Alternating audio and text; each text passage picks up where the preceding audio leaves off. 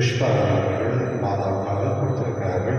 மற்றும் மரித்த Joseph, Leema Rose, John Beschi, Soosaina அவர்களுடைய ஆண்களுக்காக இந்த உரை கொடுக்கப்படுகின்றது. தந்தை மகன் தூய ஆவியாரின் பெயராலே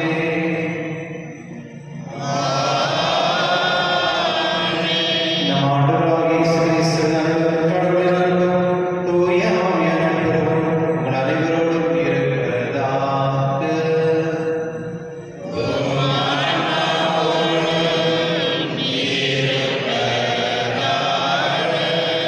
கிறிஸ்துவ தாய் கிருஷ்ணன் அவருடைய திருவிழாவை கொண்டாடுகின்றது. இவர் 15ஆம் நூற்றாண்டில் வாழ்ந்தவர். அவருடைய பேர் ஆந்தனி. அவர் டாமினிக்கன் நாடுகளில் சேர்றாரு. சேர்ந்த பிறகு அவர் பணிகள் பொழுது அவரிடத்தில் இருக்கிற ஒரு கடவுளுடைய விசுவாசத்தை பார்த்து திருச்சியில் அவரை ஒரு பிஷப்பாக நியமிக்கிறாங்க. அதான பிறகு அவர் பிஷப் ஆகிட்டு அப்படின்னு ஒரு காரணமாகி போப்பாண்டவரை தேர்ந்தெடுக்கப்பட்ட பிறகு திருச்சியில் நிறைய மாற்றங்களை கொண்டு வருகிறார். முதல் மாற்றம் கேடிசம். இப்போ பிள்ளைகளுக்கு கேடிசம் வரணும் அப்படின்றது 15ஆம் நூற்றாண்டில் இந்த ஒரு ஆர்டர் கொண்டு வந்தார். எதுக்காக அப்படின்னா அந்த காலகட்டத்தில் இந்த ப்ராட்டஸ்டன்ஸ் இருக்கிறவங்க நிறைய குழப்பத்தை கொண்டு வந்துருந்தாங்க. ஏன்னா அந்த சமயத்தில் திருச்சபையில் சொல்லக்கூடிய மாதா பற்றியோ இல்லை திருச்சபை பற்றியோ கன்ஃபெஷன் பற்றியோ அதுக்கு எதிரான நிறைய விஷயங்கள் ப்ராட்டஸ்டன்ஸ் கொண்டு வந்தாங்க. அந்த சமயத்தில் திருச்சபை ஒரு தெளிவான ஒரு கேடிசம் கொடுத்தது. அது மட்டும் இல்லாமல் இங்கிலாந்து எலிசபெத் ராணி எகென்ஸ்ட் கேத்தலிக் சர்ச்சுக்கு எகென்ஸ்டாக இருக்கும் பொழுது நிறைய அந்த பேட்ச் ரொம்ப முயற்சி பண்ணாங்க. 2 திருச்சி ஒன்றாங்க. ஆனால் அது எதுவுமே முடியல. மூணாவதாக டர்க்கி, அந்த நாடு நம்முடைய இஸ்ராயல் இருக்கிற நாடு கண்டு அந்த கடவுளுக்கு இருந்த அந்த இடத்தை ஆக்கியபை பண்ணுறது ரொம்ப முயற்சி பண்ணாங்க. அந்த சமயத்துலேயும் திருச்சியை ஒரு தெளிவான ஒரு ஃபைட் பண்ணி அந்த திருச்சபையை சேவ் பண்ணாங்க. அதுபோல் இந்த புனிதர் நிறைய விஷயங்கள் திருச்சபையை செஞ்சுருக்காங்க. இன்றைக்கி நம்ம திருச்சபைக்காகவும் திருச்சபையில் இருக்கிற பொறுப்பில் இருப்பவர்களுக்காக ஜெபிப்போம்.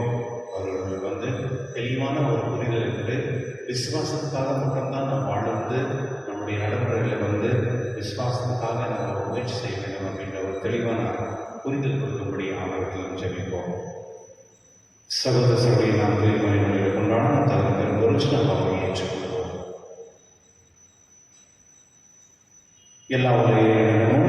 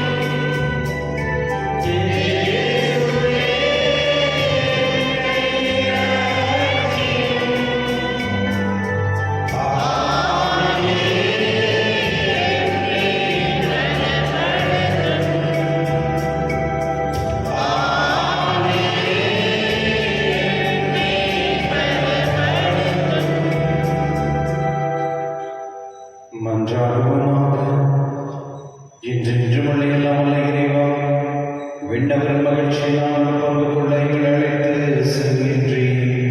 அதனால் நல்லாயிராக தேசத்தினோடு முன்னால் சென்றுடைய இடத்துக்கு பணிவுள்ள மந்தையாக நான் சேருமாக உம்முடைய தூயாவின் பிள்ளைகளா என்று வாழ்ந்து ஆட்சி செய்தீங்களான உன் திருமகனாக இயேசுடைய அம்மை மன்றாடுகின்றோம்.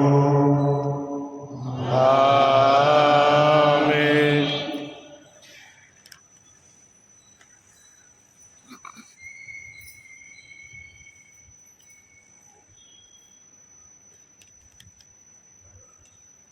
திருத்தூதர் பணிகள் நூலிலிருந்து முதல் வாசகம். சகோதர சகோதரிகளே, பவுலும் அவரோடு இருந்தவர்களும் பாப்போவிலிருந்து கப்பலேறி பம்பிலியாவில் உள்ள பெருக நகருக்கு வந்தார்கள். அங்கே யோவான் அவர்களை விட்டு அகன்று எருசலேமுக்கு திரும்பினார். அவர்கள் பெருகையிலிருந்து புறப்பட்டு சென்று பிசிதியாவில் உள்ள அந்தியோக்கியாவை அடைந்தார்கள். ஓய்வு நாளன்று அவர்கள் தொழுகை கூடத்திற்கு சென்று அங்கு அமர்ந்திருந்தார்கள். திருச்சட்டமும் இறைவாக்கினர் நூல்களும் வாசித்து முடிந்த பின் தொழுகை கூட தலைவர்கள் அவர்களிடம் ஆள் அனுப்பி, சகோதரரே, உங்களுள் யாராவது மக்களுக்கு அறிவுரை கூறுவதாயிருந்தால் கூறலாம் என்று கேட்டுக்கொண்டார்கள். அப்போது பவுல் எழுந்து கையால் செய்தி காட்டிவிட்டு கூறியது, இஸ்ரேல் மக்களே, கடவுளுக்கு அஞ்சுவோரே, கேளுங்கள். இந்த இஸ்ரேல் மக்களின் கடவுள் நம்முடைய மூதாதையரை தேர்ந்தெடுத்தார். அவர்கள் எகிப்து நாட்டில் அந்நியர்களாக தங்கியிருந்த போது அவர்களை ஒரு பெரிய மக்களினமாக்கினார். பின்பு அவர் தம் தோள் வலிமையை காட்டி அவர்களை அந்த நாட்டை விட்டு வெளியே அழைத்து கொண்டு வந்தார். 40 ஆண்டு காலமாய் பாலை நிலத்தில் அவர்களிடம் மிகுந்த பொறுமை காட்டினார். அவர் கானான் நாட்டின் மீது 7 மக்களினங்களை அழித்து அவர்களை நாட்டை இவர்களுக்கு ஏறக்குறைய 450 ஆண்டுகள் உரிமை சொத்தாக அளித்தார். அதன் பின்பு இறைவாக்கினர் சாமுவேலின் காலம் வரை அவர்களுக்கு நீதி தலைவர்களை அளித்தார்.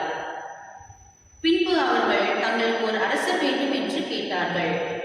கடவுள் கீசு என்பவரின் மகனான சவுல் என்பவரை அவர்களுக்கு அரசராக கொடுத்தார். பென்யமீன் குலத்தினராகிய அவர் 40 ஆண்டுகள் ஆட்சி செலுத்தினார். பின்பு கடவுள் அவரை நீக்கிவிட்டு தாவீதை அவர்களுக்கு அரசராக ஏற்படுத்தினார்.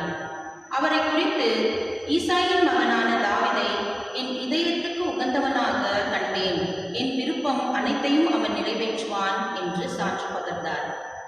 தாம் அளித்த வாக்குறுதியின்படி கடவுள் அவருடைய வழிமரபிலிருந்தே இஸ்ரேலுக்கு இயேசு என்னும் மீட்பர் தோன்ற செய்தார். அவருடைய வருகைக்கு முன்பே யோவான் மனமாறி திருமுழுக்கு பெறுங்கள் என்று இஸ்ரேல் மக்கள் அனைவருக்கும் பறைசாற்றி வந்தார். யோவான் தம் வாழ்க்கை என்னும் ஓட்டத்தை முடிக்கும் தருவாயில், நான் யார் என நீங்கள் நினைக்கிறீர்களோ அவரல்ல நான், இதோ எனக்கு பின் ஒருவர் வருகிறார், அவருடைய மிதியடிகளை அவிழ்க்கவும் எனக்கு தகுதி இல்லை என்று கூறினார். ஆண்டவரின் அருள்வாக்கு.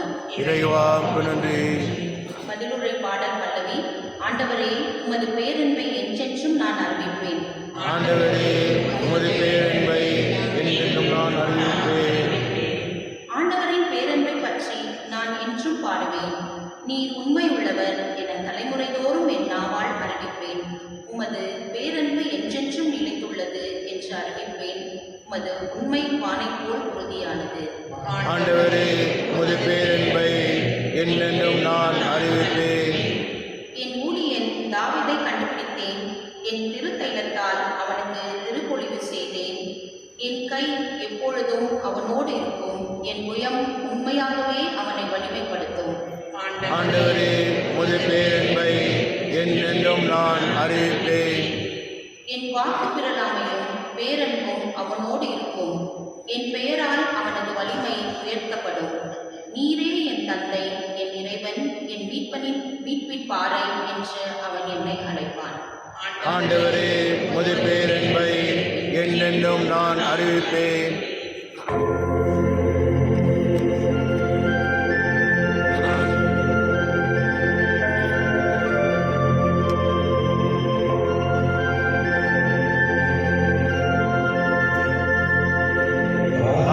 Alleluia.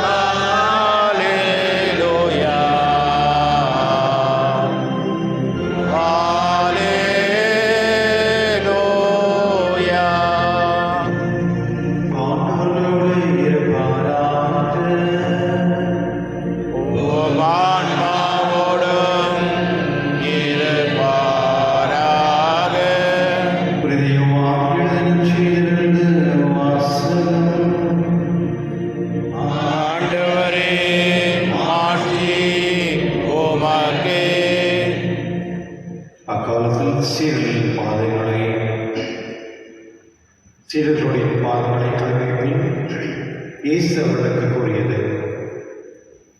பணியாளர் தலைவரை விட பெரியவர் அல்ல, தூது அனுப்பப்பட்டவரும் அவரை அனுப்பியவரை விட பெரியவர் அல்ல என உறுதியாக உங்களுக்கு சொல்கிறேன். இவற்றை நீங்கள் அறிந்து அதன்படி நடப்பீர்கள் என்றால் நீங்கள் பேர் பெற்றவர்கள். உங்கள் அனைவரும் பற்றி நான் பேசவில்லை. நான் தேர்ந்து கொண்டவர்கள் யார் என எனக்கு தெரியும். ஏனும் என்னோடு உண்பவனே என் மேல் பாய்ந்தான் என்னும் மறைநூல் வாக்கு நிறைவேறியாக வேண்டும். அதை நிறைவேறும்போது இறைவாக்கினர் நானே என்று நீங்கள் நம்புமாறு இப்போதே அது நிறைவேறும் முன்பே அதை பற்றி உங்களுக்கு சொல்லி வைக்கிறேன். நான் அனுபவிக்கிறவரை ஏற்றுக்கொள்பவர் என்னையே ஏற்றுக்கொள்கிறார். என்னை ஏற்றுக்கொள்பவர் என்னை அனுப்பியவரையும் ஏற்றுக்கொள்கிறார் என உறுதியாக உங்களுக்கு சொல்கிறேன். கிறிஸ்துவின் நற்செய்தி. கிறிஸ்துவே உமக்கு புகழ். கிறிஸ்துவன் வாழ்க்கை. சில நேரத்தில் நமக்கு சில புரிதல் இருக்காது. எதுக்கு இருக்காது அப்படின்னு கேட்டோம்னா, அந்த புரிதல் புரிந்து கொள்ள சக்தி நமக்கு இல்லாமல் இருக்கலாம், இல்லை அந்த அனுபவம் நமக்கு இல்லாமல் இருக்கலாம், இல்லை அதை பற்றி யாரும் நமக்கு சொல்லாமல் இருக்கலாம். அதனால நமக்கு சில நேரத்தில் புரிந்து கொள்ள முடியாது. சில நேரத்தில் சில கஷ்டமான விஷயத்தை ரொம்ப சுலபமாக நம்மளால் புரிஞ்சுக்க முடியும். சில நேரத்தில் ஒரு பர்டிகுலர் பர்சன் அவங்களுடைய பேச்சு வச்சு நம்ம தெரிஞ்சுக்கலாம் அவங்க யார் என்ன அப்படின்னு சொல்லிட்டு. சில பேர் நம்ம கூடவே இருப்பாங்க, 10, 20, 30, 40 இருக்காங்க, புரிஞ்சுக்கவே முடியாது. அந்த மாதிரி சூழ்நிலை நம்ம இருக்கும்.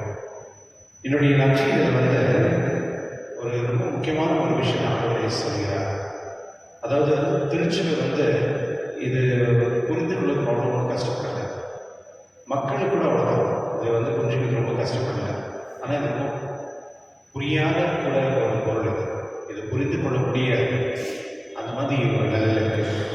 என்ன அப்படின்னா, ஆண்டவர் இயேசு சொல்கிறார், நான் அனுப்புகிறவரை ஏற்றுக்கொள்கிறவர் என்னையே ஏற்றுக்கொள்கிறார். அப்படின்னா யார்? நான் அனுப்புகிறவரை ஏற்றுக்கொள்பவர் என்னையே ஏற்றுக்கொள்கிறார். அப்படின்னா யார்? தந்தை.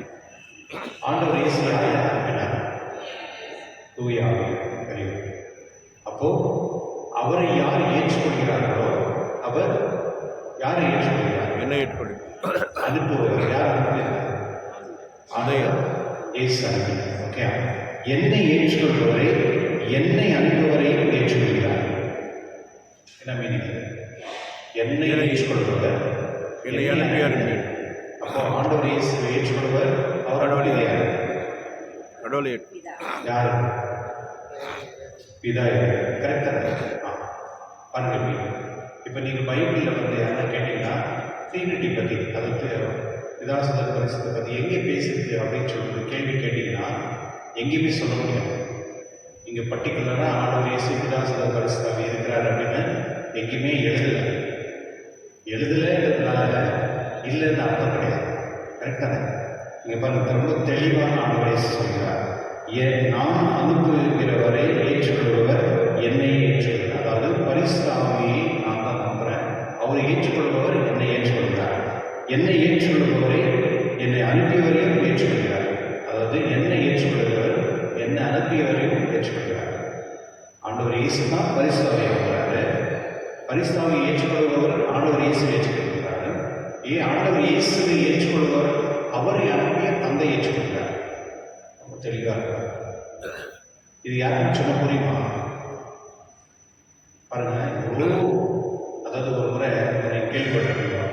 ஒரு சீஷோ தமிழ்னு சொல்றது கடலோரம்.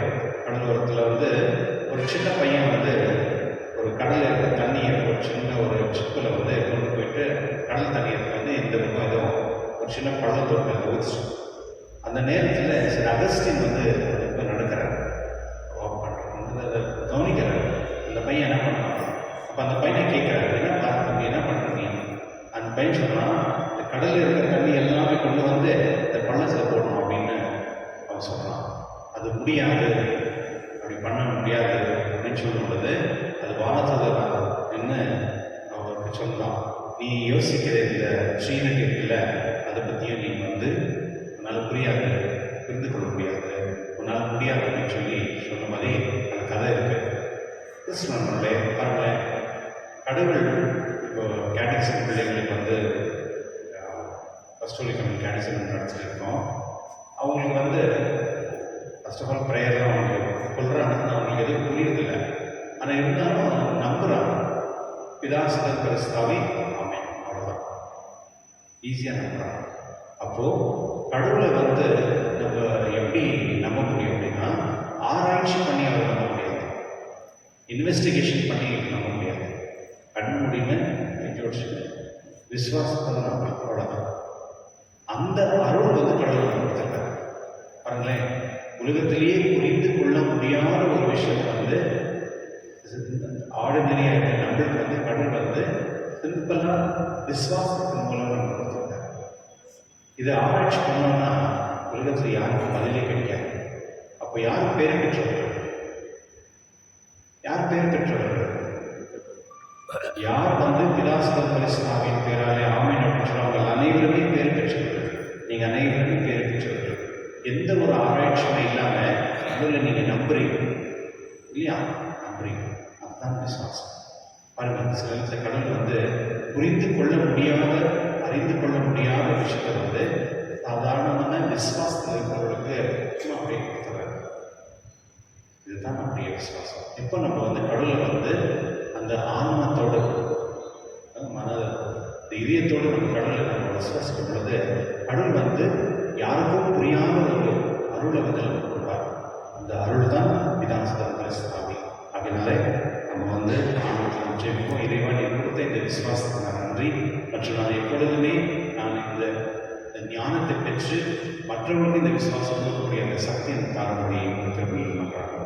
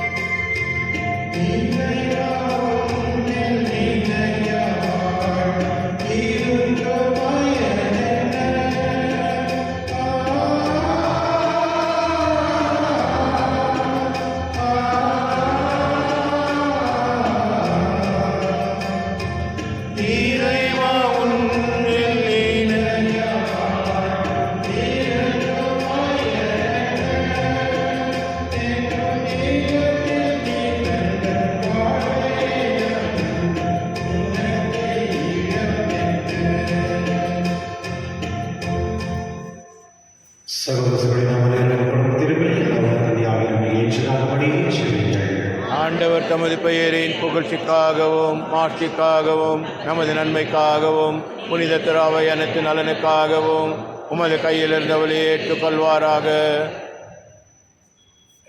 ஆண்டவரே, பாசமறை நிகழ்வுகள் வழியாக எங்களை அக்களிக்க செய்திட உம்மை வேண்டுகின்றோம்.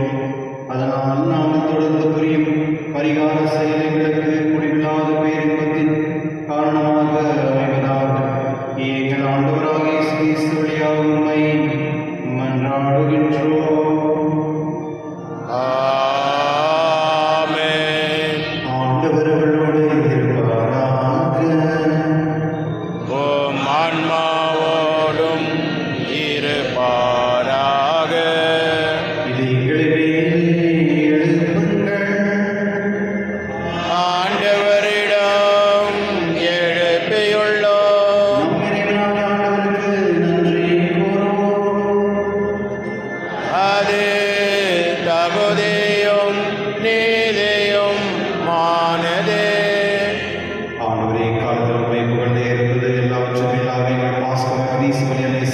நாளில் உண்மை இன்னும் மிகுதியாக வாழ்க்கை போற்றுவது மெய்யாகவே தகுதி நீதிமாகும்.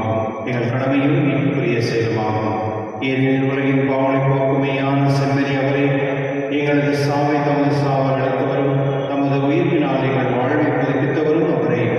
ஆகவே பாஸ்க மகிழ்ச்சி பொங்க உலக மாதர் அனைவரும் வாக்களிக்கின்றனர்.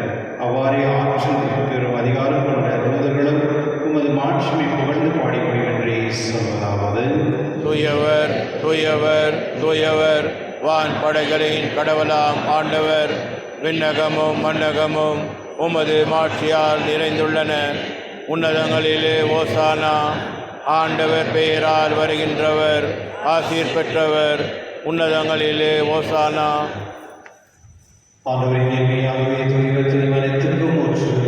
ஆகவே முடியாகவே ஒழுங்கை காணிகளை தூய்மைப்படுத்த வேண்டுகின்றோம். இவ்வாறு எங்கள் ஆண்டவர் இயேசு கிறிஸ்துவின் உடலும் ரத்தமாக எங்களுக்கு மாறுவனவாக.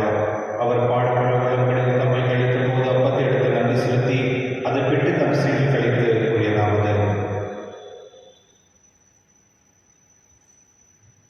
அனைவரும் இதிலிருந்து பெற்று உண்ணுங்கள், ஏனெனில் உங்களுக்காக கையெழுப்பப்படும் என் உடல்.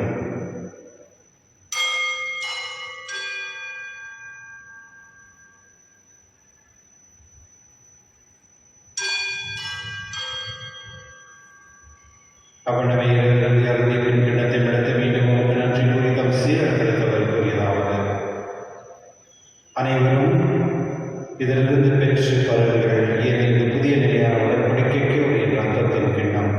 இது பாவ மன்னிப்புக்கென்று உங்களுக்காக பலருக்காகவும் செல்லப்படும். இதை நினைவாக செய்ய.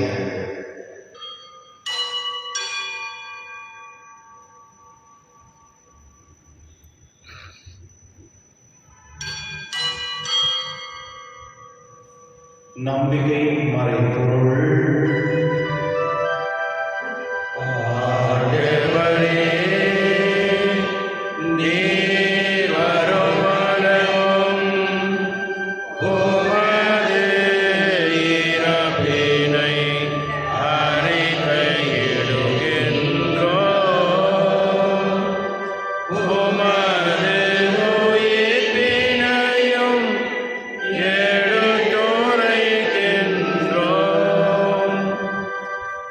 ஆகவே ஆண்டவரே, நாங்கள் கிறிஸ்துவின் இறப்பின் உயிர்ப்பில் நினைவு கூர்ந்த வாழ்த்த நோக்கத்தில் மீட்டெழுப்பும் எண்ணத்தை உங்களுக்கு கொடுக்கின்றோம். உன் திருமணம் என்று ஊழியம் புரிய தரதுடன் நீங்கள் ஏற்றுக்கொண்டீர். எனவே உங்கள் நன்றி செலுத்துகின்றோம். மேலும் கிறிஸ்துவின் உடலிலும் ரத்தத்திலும் பங்கு கொள்ளும் எங்களை தூய் அவர்கள் கொண்டு சேர்க்க வேண்டும் நம்மை தாழ்வான கொண்டாடுகின்றோம். ஆண்டவரை உலகிலும் வரவேற்கும் திருவகையை கூர்ந்தள்ளும் எங்கள் திருத்தந்தை இளையவைகளாய பீட்டர் எல்லா திருநிலையாகிய அனைவரோடும் முத்திரவில் நம்பி நிறைவேற செய்துள்ளோம். மேலும் உயிர்த்தெழும் எதிர்நோக்கு தொழில் கொள்ளும் என் சகோதர சகோதரியும் இறந்தோர் அனைவரும் இறக்கத்துடன் நினைவு கூர்ந்து உமது திருமொழியில் ஏற்றிடும். எங்கள் அனைவரும் நிலவி இறக்கமாயிரும். கடவுள் கண்ணித்தான் பிரதமரியாவுடைய கடவுளான தந்தை திருத்தவர்கள் உலகில் உதவாக இருந்தவராக அறிஞரோடும் நான் நினைவாழ்வில் பங்கு கொள்ளும் தகுதி பெற்று உம் திருமகன் இயேசு கிறிஸ்துவின் அவரை புகழ் ஏது மரண உண்மையை நன்றாடுகின்றோம்.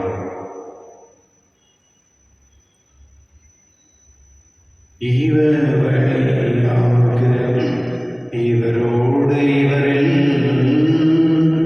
எல்லாம் இறைவனாகிய தந்தையே, தூயாவியானவற்றில் எல்லா புகழும் ஆட்சியும் என்றென்றும் உமக்கு உரியதே.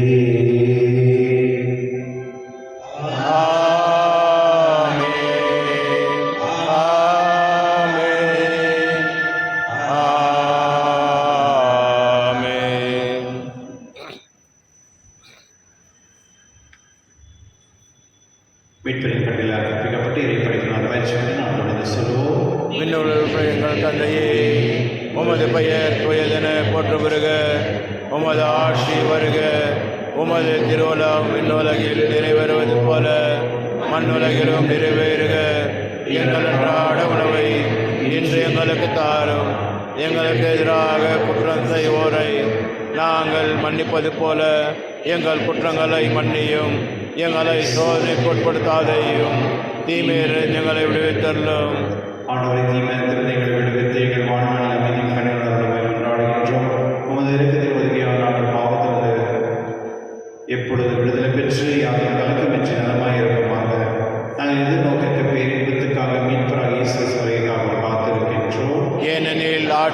வல்லமையும் ஆட்சியும் என்றென்றும் உமது. ஆண்டவரே இயேசு கிறிஸ்துவின் அமைதி உங்களுக்கு விட்டு செல்கிறேன், அமைதி உங்களுக்கு அளிக்கின்றேன் என்று திருத்துதலுக்கு மொழிகிறேன். எங்கள் காமிய பாராமல் திருவரின் நம்பிக்கை கண்டோக்கி ஒரு திருவுள்ளத்தை இருப்பதற்கு அமைதி மற்றும் அளித்திருக்கிறாங்க என்றென்று வாழ்ந்து ஆட்சி செய்கின்றவர் நீரே. ஆமென். ஆண்டவருடைய அமைதி உங்களுடன் என்றும் இருப்பதாக. உம் ஆன்மாவோடும் இருப்பதாக. ஒரு அமைதியை பகிர்ந்து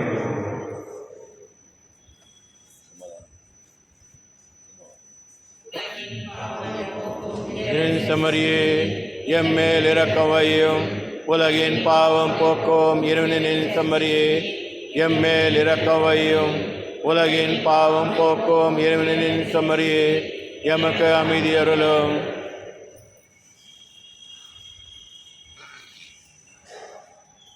இதோ இறைவன் செம்மறி, இதோ உலகின் பாவம் போக்குபவர் செம்மறி என்பது கலைக்க பெற்ற ஒரு பெயரை பெற்றோர். என் ஆண்டவரே, நீர் எழுந்தருள நான் தகுதியற்றவன், ஆனால் ஒரு வார்த்தை மட்டும் சொல்லி அருளும், எனது ஆன்மா நலமடையும்.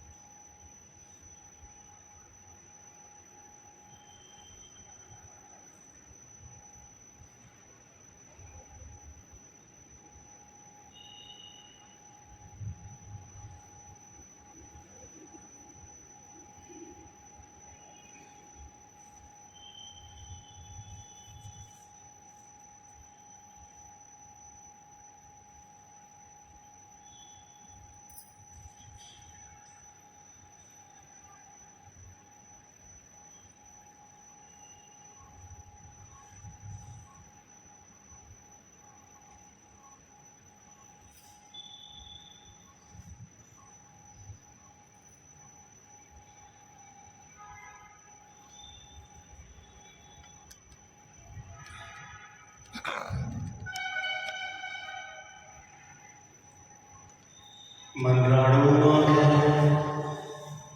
நல்லாயனை உமது மந்தை கனிவுடன் கண்ணோக்கியருளும். உம் திருமகன் உயர்ந்து மதிப்புள்ள எங்கள் ஆண்டவராகிய இயேசு கிறிஸ்து வழியாக உம்மை மன்றாடுகின்றோம். ஆமென். ஆண்டவர் உங்களோடு இருப்பாராக. உம் ஆன்மாவோடும் இருப்பாராக. எல்லாம் வல்ல இறைவன், தந்தை, மகன், தூய ஆவியார் அனைவரையும் ஆசீர்வதிப்பாராக.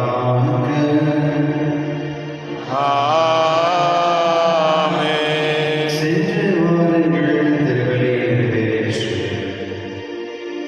இறைவனுக்கு நன்றி. உங்களுக்கு நன்றி.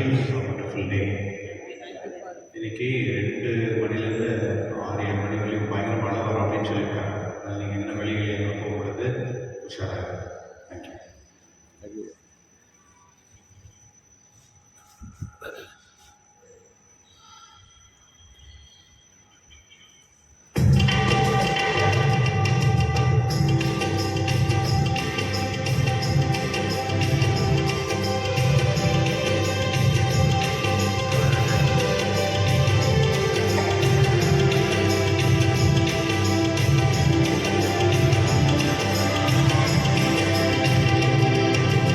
இந்த வீடியோ உங்களுக்கு பிடிச்சிருந்தா லைக் பண்ணுங்க, சப்ஸ்கிரைப் பண்ணுங்க, பெல் பட்டனை தட்டுங்க, உங்கள் ஃபேமிலிக்கோ உங்கள் ஃப்ரெண்ட்ஸுக்கோ அனுப்பி விட்டு அவங்களே பார்க்க சொல்லுங்கள்.